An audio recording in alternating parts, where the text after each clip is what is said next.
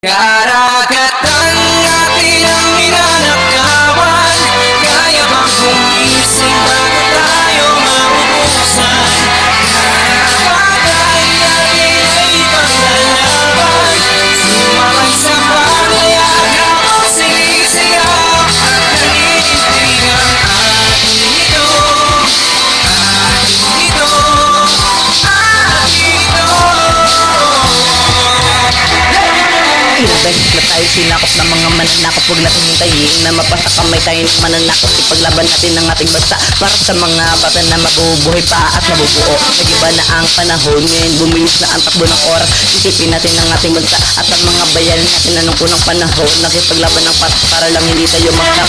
Pinakatapang ang ating kasaysayan kahit anong patayan basta mali sa paningin nila ay lalaban. Para sa bayan nating Pilipinas, maraming salamat sa mga sundalo nating magigiting handang mamatay para lang mapasa atin ang bayan nating kinalakihan. Huwag nating kalimutan na magpasalamat sa ating mga ninuno at sa itaas dahil sa ang dahilan kung bakit hanggang ngayon buhay tayo lahat.